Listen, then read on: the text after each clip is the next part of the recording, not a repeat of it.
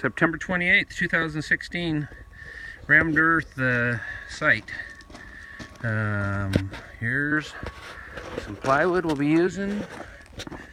Got that for free. There's the bonfire scraps. This is the rammed earth material that we'll use to build the house out of. It's called 5/8 reject rock from the local quarry here. That means all particles are 5/8 inch or smaller, hopefully.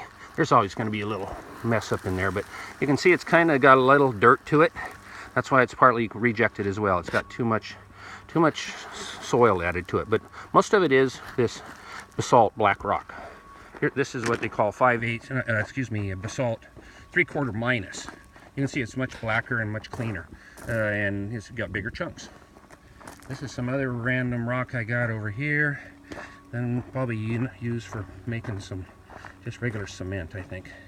This is some cool green sandblaster sand that was also free for the taking. Can't be used for sandblasting anymore.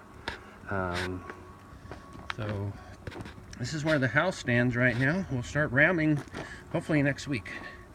You can see the footing has got an elevated keyway in it, and then the wall will be, I'll show you here in a sec how it's going to lay out, but here's a nice spot in the doorway where, and we just are working on these styrofoam blocks right now. These are foam planters that are basically encased in these foil hop sacks, and this is going to go right there, and then imagine two rammed earth 9-inch walls on the outside and the inside with this rebar coming up, and that'll come up to the top and tie together at the top.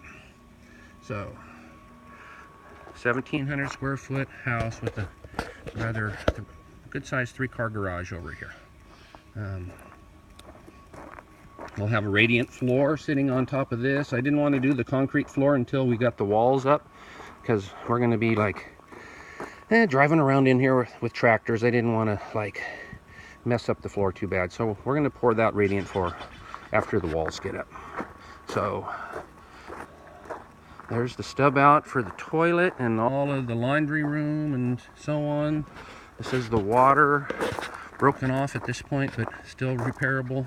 That's where the water feeds in from the well down the hill here. And here's the beautiful mobile home that's provided warmth and shelter for 30 years, since 1986. Thing was the best thing we ever bought. And but it's time to go. So time to ram some earth. So we'll carry on from this soon.